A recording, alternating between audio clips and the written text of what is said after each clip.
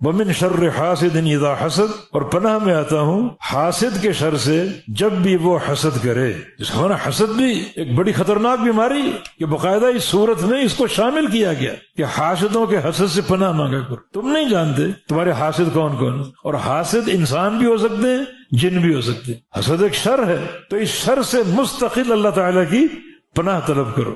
حسد کے تین معنی، ایک ہے یہ سوچنا، یہ نیت کرنا کہ فلاں کے پاس جو نعمت ہے اس سے چھن جائے، اس کے پاس نہ رہے، مجھے ملے یا نہ ملے اس کے پاس بھی نہ رہے۔ جو آپ کے بھائی یا آپ کے دوست یا آپ کے پڑوسی کے پاس فلاں نعمت ہے، اس نعمت کا زائل ہونا، یہ تمنا، یہ حسد ہے۔ مجھے ملے یا نہ ملے اس کے پاس بھی نہ رہے، یہ حرام ہے، یہ حسد۔ دوسرا، فلاں کے پاس جو نعمت ہے اس سے چھن جائے اور مجھے مل جائے، اس کے پاس نہ رہے اور وہ سب مجھے مل جائے، اس کو مال ہے یا صحت ہے یا علم ہے یا عمل ہے، جو بھی اس کے پاس نہ رہے، وہ اس سے محروم ہو جائے اور سب کچھ مجھے مل جائے، یہ تمنا بھی حرام ہے۔ تیسری ایک حسد کی قسم ہے جو کہ جائز ہے، اسے حسد غبطہ کہا جاتا ہے، حسد غبطہ، جس کو ہم رشک کرنا کہتے ہیں۔ رشک کا معنی فلاں کے پاس جو نعمت ہے اس کے پاس بھی رہے، اللہ اس کو اور دے لیکن ویسی چیز مجھے بھی مل جائے، اس میں زوال نعمت کی تمنا نہیں، رشک ہے۔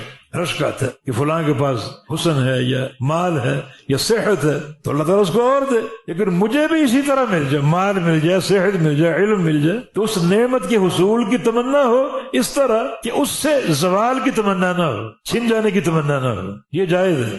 رشک کرنا یہ مطلوب ہے۔ اللہ نے جو فلاں کو قرآن کا حافظ بنایا، اللہ مجھے بھی بنا دے۔ اللہ نے فلاں کو عالم بنایا، اللہ مجھے بھی بنا دے۔ اللہ نے فلاں کو اچھا قرآن پڑھنے کی نعمت سے نوازا، اللہ مجھے بھی نواز دے، اسے بھی اس میں برکت دے۔ یہ رشک کہلاتا ہے، یہ درست ہے، اس کو حسد غبطہ کہا جاتا ہے۔